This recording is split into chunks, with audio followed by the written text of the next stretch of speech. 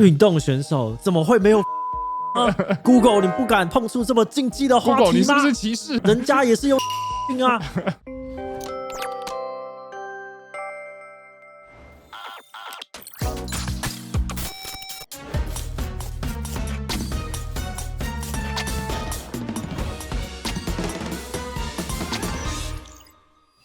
Hello， 大家好，我是志奇，欢迎回到我们的今天不读稿。那这个系列呢，我就会用这种轻松聊聊的方式讨论，可能像是这个网红圈啊、YouTube 或者是网络上面的一些热门话题。那今天我跟关姐要来聊的就是这个一年一度的 Google 年度搜寻排行榜。好，我们今天总共要公布4个榜单。那第一个是快速窜升关键字的总榜，然后快速窜升体坛明星、快速窜升台剧跟快速窜升电玩。那我稍微解释一下，这个榜单快速窜升的意思呢，它其实是根据2024年的搜寻量跟前一年比起来那个窜升幅度进行排名，所以它其实不代表说哪个东西搜寻量最高，它只是跟这一年来它的搜寻的次数上升的最快的意思。好，不过在开始之前呢，先让我们进行一段工商服务时间。关姐，你记得这个20年来每餐吃白饭配梅子就为了存到1亿日元的男人吗？你是说那个绝对要辞职男吗？对，他在今年年初终于成功达标，然后随时都能够辞职，终于可以吃肉了。哇，恭喜恭喜！但好景不长，也是从今年的年初开始，日币一路狂跌到34年的最低点，严重冲击到了辞职男存款，因为他大部分的资产都是靠存钱，所以呢，发出了一篇超绝望发文，说自己的钱都缩水了，过去21年的努力都白费了。不是，这个也太惨了吧！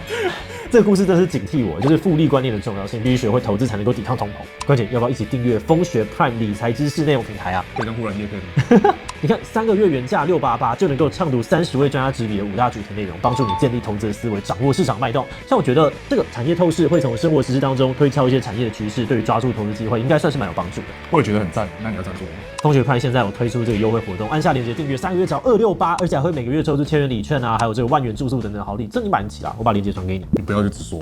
想聪明开源，现在就点击链接订阅风学派吧。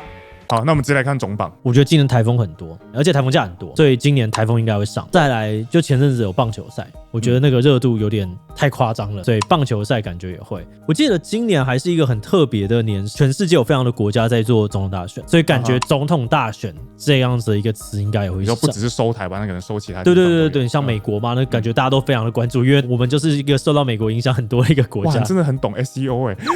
当然。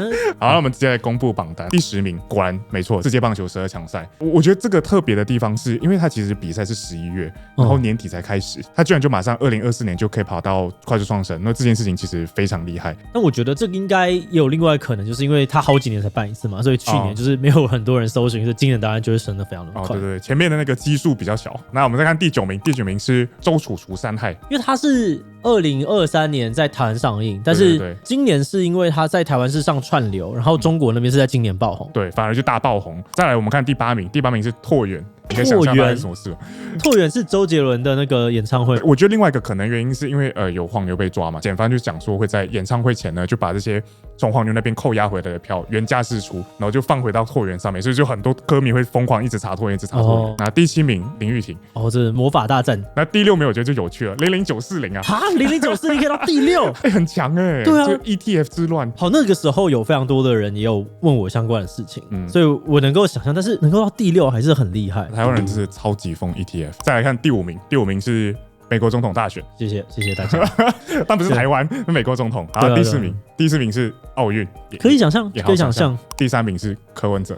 因为累积了蛮长时间的调查，而且就是有些风波啦，所以可以想象。但是哇，还比去年更大因为去年是其实搜寻量很大，对啊，然后到今年还可以到前3，那这个真的是我觉得跟总统大选可能也有加持，就这2件事情可能都加在一起。第2名。台风，猜对了。我好像有个印象，去年是不是也是第1啊？对，就台风去年是第1啊，但因为总榜它是一个比较值的概念嘛，所以它今年还是可以爬到第2名，就是一个基数本来已经很大了，它也可以爬到第2名，它是一个非常强。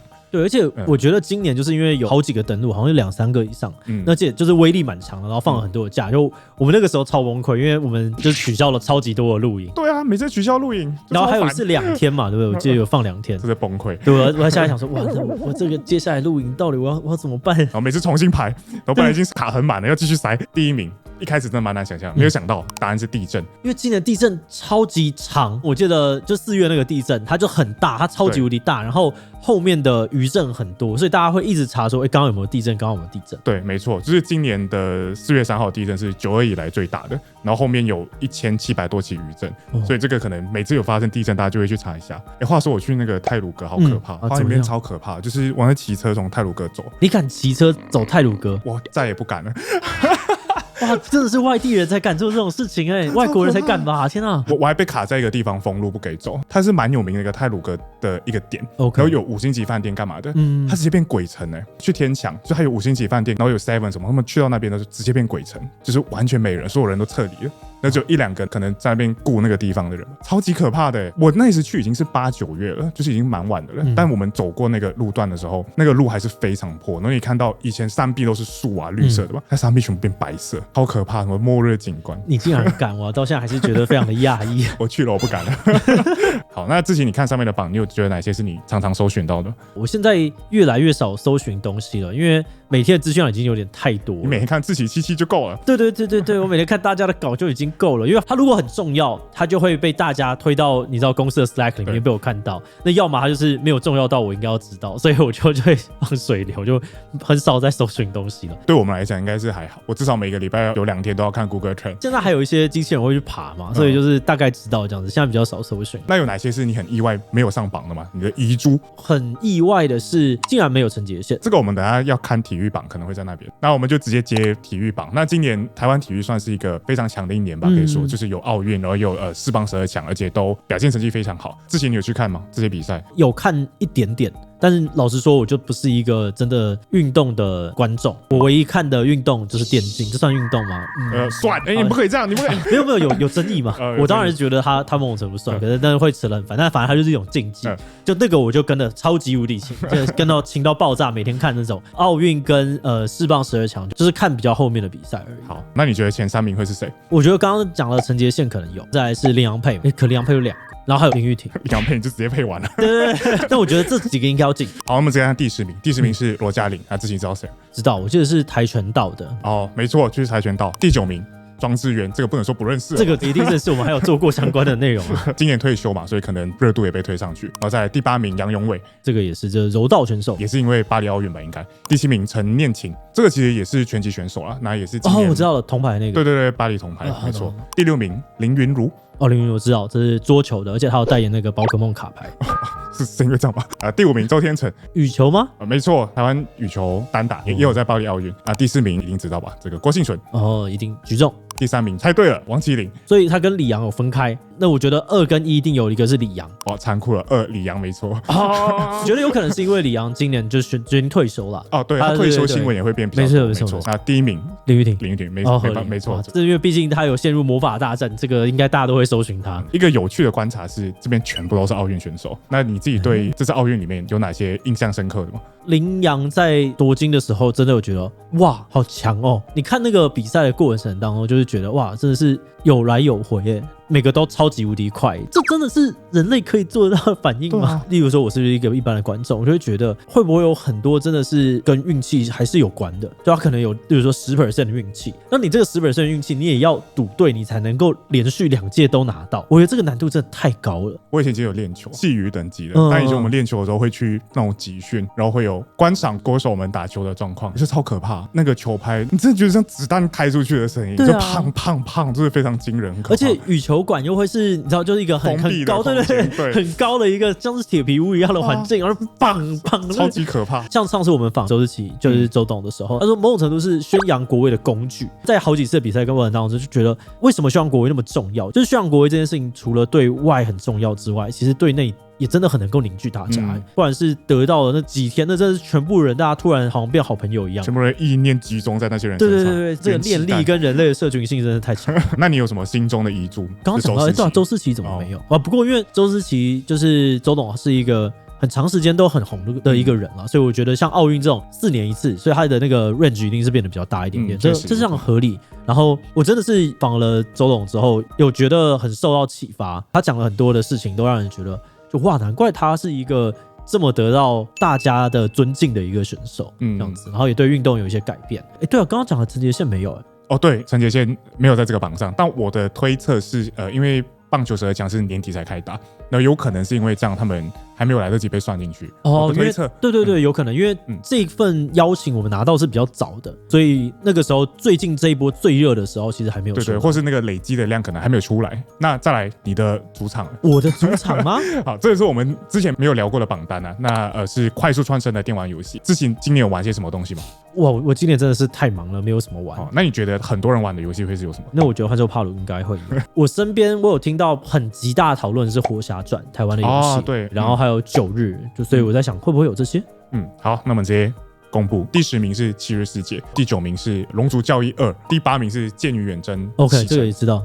第7名是《失落方舟》，然后第6名是《活侠传》，猜对了。第5名是《Poké Rock》，这个是宝可梦肉鸽，你有听过吗？这个我没有听过因为它其实是一个同人游戏啦，就是它不是官方的。第4名是《绝区领》合理，这个很长，我身边有人超级无敌爱。第3名就是没错，就是幻兽帕鲁，可以想象。第2名是《黑神话：悟空》，你竟然忘记它，你竟然忘记它，这个就是大家都知道，就是中国第一款3A 游戏，它1个月就卖了2000多万。最后第1名叫明朝，明朝合理，这常常被拿去跟原神做比较，常常看到很多的图。我觉得这里面蛮有趣的，这个榜单里面前10当中有5个中国游戏，对，真的，而且前2名也是。其实中国游戏产业近年真的是非常非常的强，我相信中国一定是全球最大的游戏市场，而且他们有非常强的工作室，什么腾讯、米哈游都在那边。我记得有一个2023的报告是说，他们的用户规模就是6.6亿，年产值是3000多亿人民币，这真是超级无敌扯烂，无法想象的数字。然后另外我还有一个观察是，我觉得黑神话悟空在行销上面真的做得很强，它有很多的点都投注到对的地方，像我们之前有聊过《峰值体验》这本书嘛，它里面有很多地方就是为了服务更多的人进来。